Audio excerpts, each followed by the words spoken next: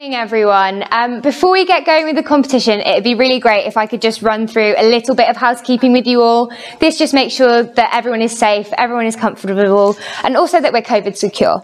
So first of all, we're not planning on setting the building on fire. However, if that does happen, all jokes aside, it is really important that we are very calm and we get up and we follow the stewards or anyone who is in a grey t-shirt to a fire escape. This will be done in a really calm manner. However, as I said, we're not planning on a fire alarm, so fingers crossed you won't need that piece of information. Secondly, obviously COVID numbers are now increasing. While the law on COVID and masks is personally up to choice, we are strongly recommending that when moving around the building, we use face coverings just to make sure that we're keeping everyone safe. However, this again is a personal choice. It'd be really great if everyone could put their phones on silent. So you're more than welcome to use your phones, take lots of photos and share them on social media. We would absolutely love that. You can also use the hashtag YouthSpeakingComp and tag SGA YouthIng as our youth social media channels. Finally, lunch will be provided, and in the programmes there is a rough outline of the day. So those programmes are available via the QR code, which will appear behind me at some point, and also available in paper copy if you would like one. Finally, as I said before, well, that's my second finally, but there are stewards about and also our support team, and they are all wearing grey Year of Youth t-shirts. So to talk about this event is all about increasing youth opportunities. We know that our young people are fantastic and we need to be sharing that. This opportunity is an opportunity for all ages of cadets, so that ranges from 10 to 17. We're looking to increase our young people's confidence and give them transferable skills that they can take into their workplace and share with their communities.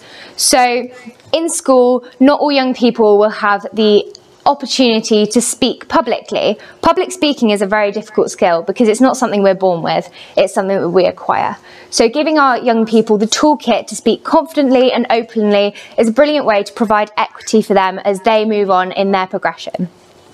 So being prepared for work is one of the things that St John provides for us. When we think of St John Ambulance, we often think of first aid.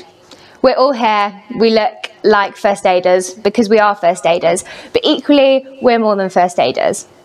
I always say that yes, first aid saves lives, but kindness is what changes lives, and our community that we've created in St John Ambulance is a community of kindness. We follow our heart values and we strive to ensure that our communities share our kindness so that our communities benefit from the things that St John Ambulance can provide. Here today, our wonderful young people will be sharing all of their passions with you. They are so passionate about ensuring their communities are safe, ensuring their communities are better, and creating change. This is a platform for youth voice.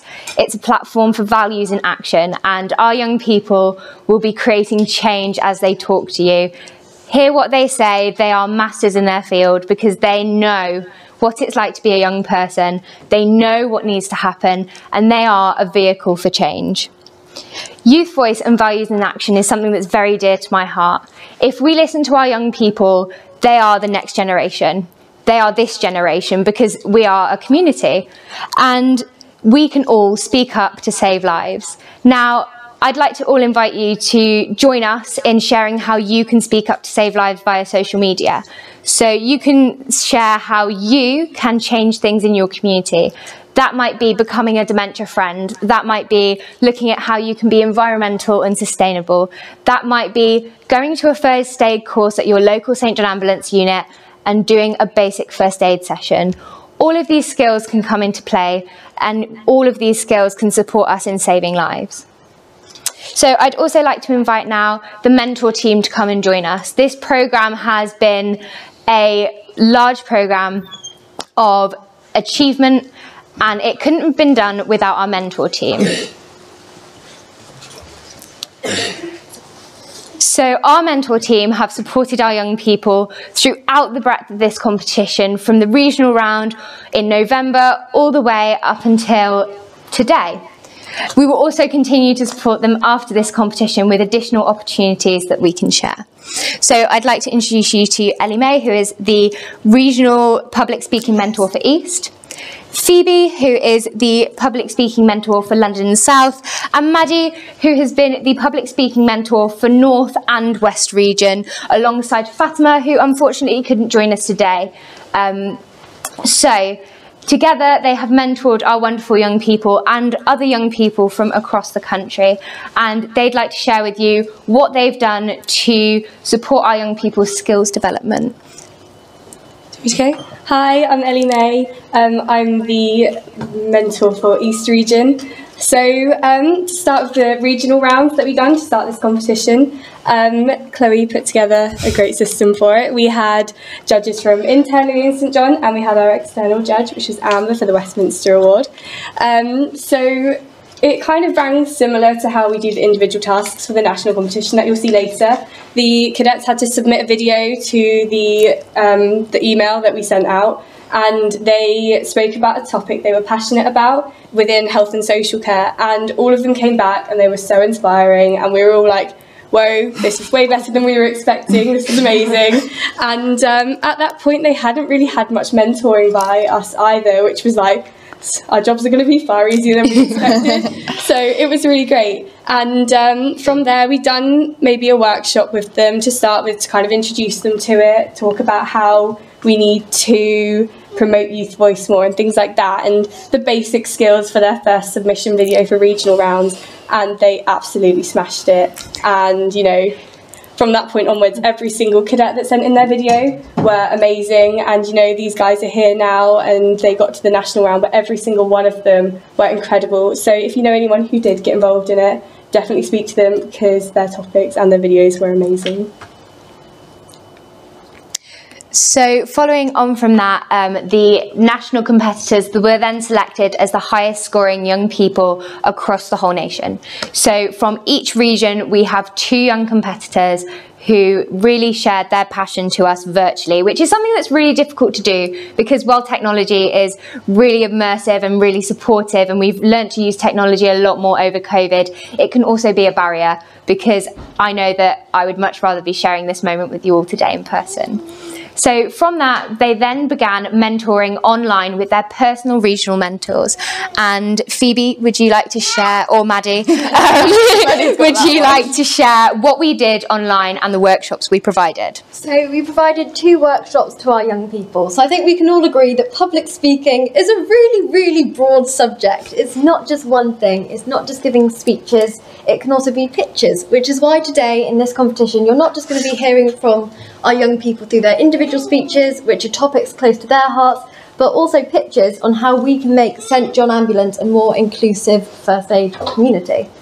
So our first workshop we did was on how to pitch. Not everyone knows how to pitch, and I think actually something that was really special for us as mentors was we don't know everything about not first aid, well, we don't, but public speaking. And actually we got to listen to other people and tips and advice that they had to really develop our own skills so we could help our mentees as best as we possibly could.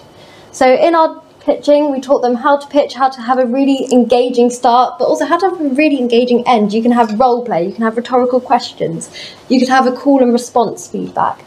And we also watched some Dragon's Den, because I don't think you can teach pitching without that. So we watched some really good Dragon's Den pitches, and some which could have used a bit of improvement, and actually getting the cadets to reflect on that for themselves to see what works best for them. Because obviously public speaking is a really personal thing.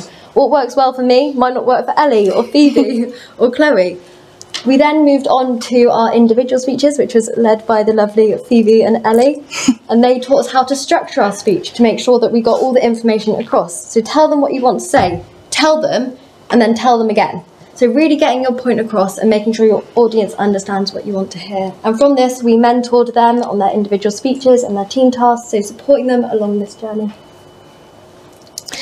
So following that, we then arrived in London, which, believe it or not, that's where we are today.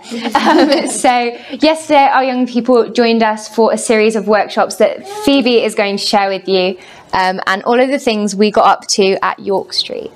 Perfect. So yeah, when we got to York Street, we wanted to use the time to develop our young people even further, but also get them really excited about the opportunity that they have today. They're really passionate about the individual speeches and how they're pitching their team tasks to make our first aid kits more inclusive.